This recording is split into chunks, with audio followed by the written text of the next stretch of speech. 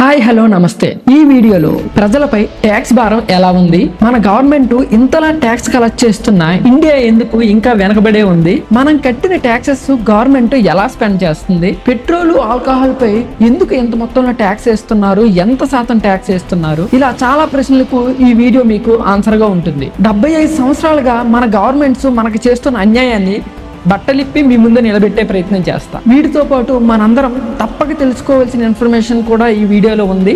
చివరి వరకు చూసే ప్రయత్నం చేయండి. ఇంకెందుకు ఆలస్యం, let's dive into the video. ఇండియాలో ట్యాక్స్ అనేది మోడరేట్ హైలా ఉంది, కానీ మన గవర్నమెంట్ కి tax is only major income. అయితే చాలా మంది నేనేం ట్యాక్స్ కట్టట్లేదు కదా అనుకుంటారు, కానీ వాళ్ళు ఓన్లీ డైరెక్ట్ ట్యాక్స్ మాత్రమే కట్టట్లేదు. ఇండైరెక్ట్ ట్యాక్స్ రోడ్డు మీద అడుక్కున్న బిచ్చగాడి నుంచి అంబానీ వరకు అందరూ కట్టాల్సిందే. ఇండైరెక్ట్ ట్యాక్స్ అనేది ఫ్యాంట్కి తెలియకుండా డ్రాయర్ని లాగేయడం అనమాట. అయితే ఈ డైరెక్ట్ ఇండైరెక్ట్ ట్యాక్స్ అంటే ఏంటో మీకు క్లియర్ గా లేమేనకి అర్థమయ్యేటట్టు చెప్తా. డైరెక్ట్ ట్యాక్స్ అంటే నువ్వు డైరెక్ట్ గా ఎర్న్ చేసిన ఇన్కమ్ మీద ట్యాక్స్. ఎగ్జాంపుల్ కి శాలరీస్, మనకు జీతం వస్తుంది కదా, దాని మీద ట్యాక్స్. ఇలా డైరెక్ట్ ట్యాక్స్లు 5 ఉన్నాయి. 1 salaries, 2 income from house property అంటే rents, 3 profits and gain from business or profession అంటే నీకు బిజినెస్ లో వచ్చే లాభాలు, 4 క్యాపిటల్ గెయిన్స్ అంటే నువ్వు ల్యాండ్స్ లేదా స్థిరాస్తులు ఏవైనా అమ్మినప్పుడు నీకు వచ్చే లాభం మీద ట్యాక్స్, ఇంకోటి ఇన్కమ్ ఫ్రమ్ అదర్ సోర్సెస్, ఇంకా మిగతా ఏవైనా మిగిలిన వాటి మీద ట్యాక్స్. ఇవి మేజర్ డైరెక్ట్ ట్యాక్సెస్. ఇంకా ఇండైరెక్ట్ ట్యాక్స్ విషయానికి వస్తే దీనికి మెయిన్ ఎగ్జాంపుల్ జిఎస్టీ.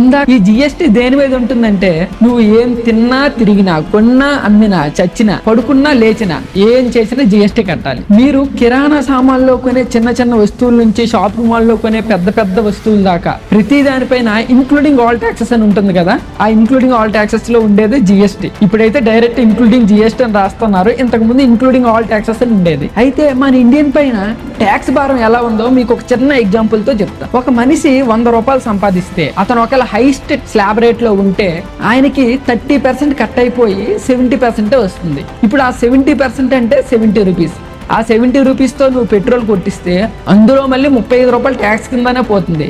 అంటే నువ్వు 100 రూపాయలు సంపాదిస్తే నీకు నువ్వుగా ఖర్చు పెట్టుకునేది 35 రూపాయలు, గవర్నమెంట్ తీసుకునేది 65 రూపాయలు. దీనివల్ల నీకు కొంత క్లియర్ గా అర్థమై ఉంటది గవర్నమెంట్ మన నుంచి ట్యాక్స్ ఎలా కలెక్ట్ చేస్తుందో. అయితే మీకు ఒక డౌట్ రావాలి, ఏంటి పెట్రోల్ పైన అంత ట్యాక్సా? సో కొన్ని నిజాలు మీ ముందు ఇప్పుడు బహిర్గతం చేస్తా, మీరే ఆశ్చర్యపోతారు. ఇప్పుడు 1 లీటర్ పెట్రోల్ కాస్ట్, దాని బైఫర్కేషన్ మీకు చెప్తా. Crude oil 1 litre after refining దాని వాల్యూ 25 నుంచి 28 రూపాయలు ఉంటుంది. దాని మీద డీలర్ కమిషన్ ప్లస్ మార్కెటింగ్ 4 నుంచి 5 రూపాయలు ఉంటుంది. సెంట్రల్ గవర్నమెంట్ ట్యాక్స్ 22 నుంచి 24 రూపాయలు ఉంటుంది. స్టేట్ గవర్నమెంట్ ట్యాక్స్ 35 నుంచి 40 రూపాయలు ఉంటుంది. ఫైనల్ గా మార్కెట్ లో మనకు దొరికే 1 లీటర్ పెట్రోల్ వాల్యూ 106 నుంచి 107 రూపాయలు ఉంటుంది. అయితే ఈ 106 నుంచి 107 రూపాయల్లో ట్యాక్స్ పర్సన్ ఎంతో తెలుసా? అక్షరాల 64 రూపాయలు. అంటే పెట్రోల్ పైన ఎంత ట్యాక్స్ పడుతుందో తెలుసా? More than 60% tax. ఇంకా ఆల్కహాల్ లిక్కర్ల పైన ఎలా దోచుకుంటున్నారో మీకు వివరించే ప్రయత్నం చేస్తాను. నేను ఎగ్జాంపుల్ కింద 1 లీటర్ విస్కీని కన్సిడర్ చేస్తాను. 1 లీటర్ లిక్విడ్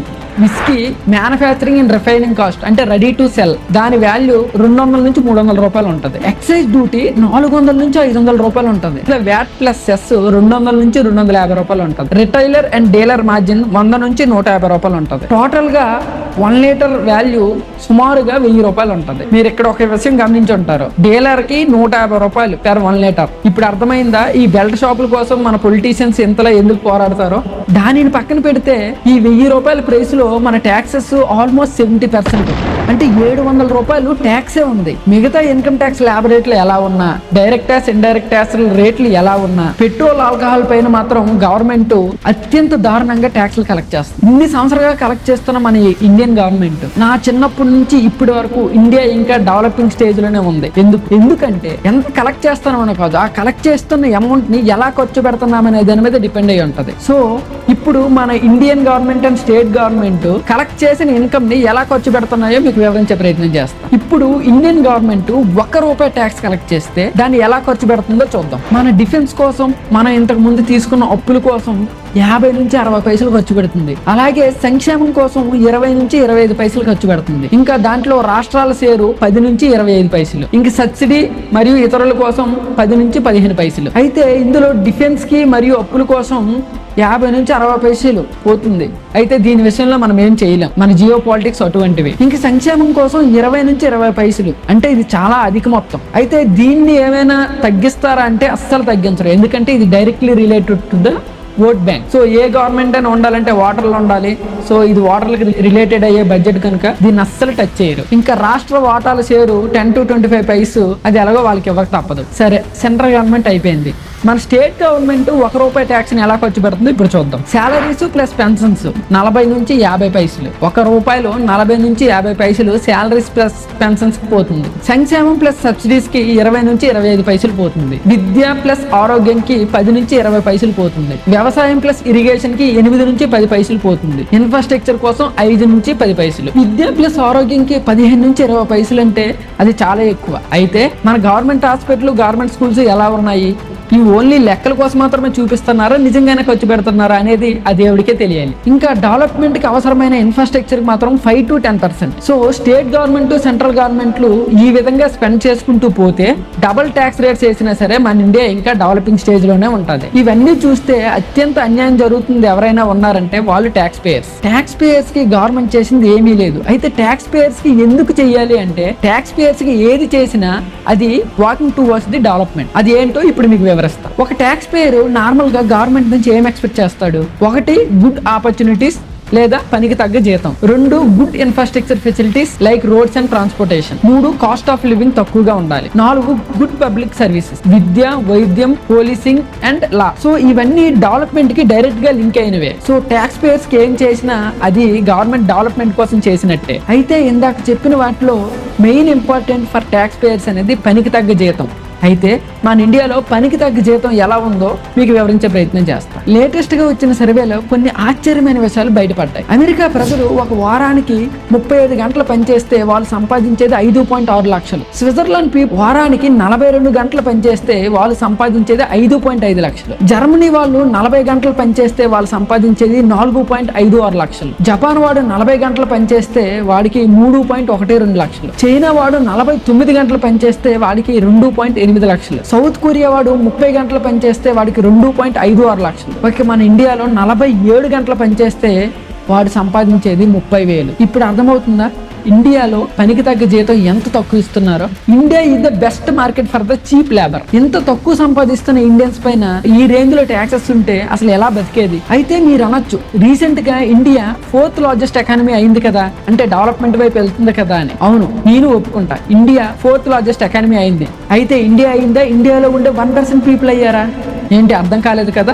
సరే, ఇది వినండి. రీసెంట్ గా వచ్చిన వరల్డ్ ఇన్ఈక్వాలిటీ రిపోర్ట్ 2026 ప్రకారం ప్రపంచంలోనే భారతదేశం అత్యంత అసమానతలు కలిగిన దేశంగా నిలిచింది.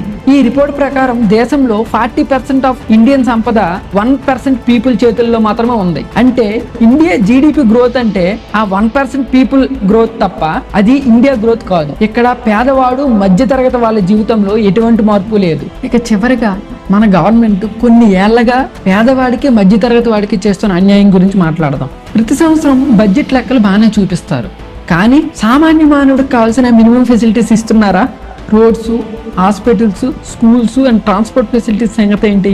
సరే, కొన్ని రోడ్లు బాగున్నాయి అనుకుంటే వాటికి మళ్ళీ టోల్ ఛార్జెస్.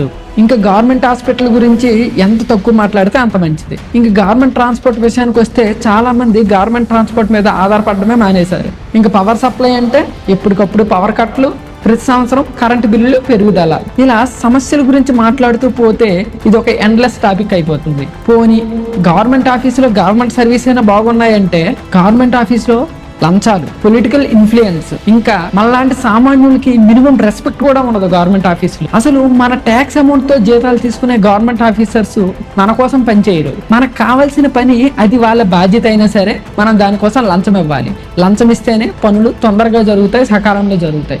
ఏదైనా ఎమర్జెన్సీ పని కోసం నువ్వు గవర్నమెంట్ ఆఫీస్కి వెళ్తే లంచంతో పాటు పొలిటికల్ ఇన్ఫ్లుయెన్స్ కూడా కావాలి. అయితే వీటన్నిటికీ ఎక్కువగా సఫర్ అయ్యేది పేదవాడు, మధ్యతరగతి వాడు మాత్రమే.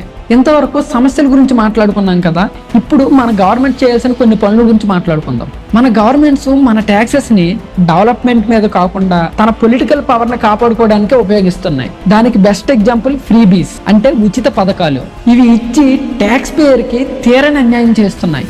వికలాంగులకి, సీనియర్ సిటిజన్స్ కి, పేదవాళ్ళకి పెన్షన్ అంటే ఓకే, అవి కాకుండా ఏది పడితే అది ఉచిత పథకాలు ఇచ్చి మన దేశాన్ని, మన రాష్ట్రాన్ని అభివృద్ధికి దూరం చేస్తున్నాయి. మధ్యతరగతి ప్రజలు గవర్నమెంట్ సర్వీసెస్ అయిన హెల్త్, ఎడ్యుకేషన్ వాడలేక, అలానే ప్రైవేట్ సెక్టర్ వైపు వెళ్ళలేక చాలా బాధపడుతున్నారు. ఈ గవర్నమెంటే good education, good health care services ఇస్తే ఈ కార్పొరేట్ స్కూల్స్, ఈ కార్పొరేట్ హాస్పిటల్స్ ఇండియాలో ఇంత దీనిగా ఎందుకు అభివృద్ధి చెందుతున్నాయి? ఇక్కడ ట్యాక్స్ రేట్స్ వల్ల చాలా మంది ఇండియన్స్ బయట కంట్రీలకి వెళ్ళి సెటిల్ అవుతున్నారు. అయితే మనలాంటి మిడిల్ క్లాస్ పేదవాళ్ళకి అది సాధ్యం కాదు కదా. మన governments middle class and poor people మీద కాకుండా వాళ్ళ దృష్టి అంతా ధనవంతుల మీదే ఉంటుంది. దానికి బెస్ట్ ఎగ్జాంపుల్ వెల్త్ ట్యాక్స్. 1957 లో వెల్త్ ట్యాక్స్ ని ఇంట్రడ్యూస్ చేశారు. ఇది ధనవంతుల వెల్త్ మీద 1% ఉండేది. 2015 లో దాన్ని తొలగించారు. ఎందుకు? ధనవంతులు వాళ్ళ సంపద మీద 1% కట్టలేరా? ఈ ధనవంతులు పొలిటికల్ పార్టీకి ఫండ్స్ ఇస్తారు. సో ఈ ఫండ్స్ కోసం ఈ గవర్నమెంట్స్ ఏదైనా చేస్తాయి. ఈ పొలిటికల్ కంట్రిబ్యూషన్ మీద ఎగ్జామ్షన్ కూడా ఇచ్చారు. ఈ గవర్నమెంట్స్ ట్యాక్స్ ద్వారా కలెక్ట్ చేసిన అమౌంట్ ని వాళ్ళ పవర్ నిలుపుకోవడం కోసం మాత్రమే వాడకూడదు. మన ఇండియాని డెవలప్ చేయడానికి వాడాలి. అంటే చేపలు పట్టి మనకి ఇవ్వడం కాదు, చేపలు ఎలా పట్టాలో నేర్పించాలి. అలా నేర్పించడానికి కావాల్సిన ఇన్ఫ్రాస్ట్రక్చర్ ఫెసిలిటీస్ ని కల్పించాలి.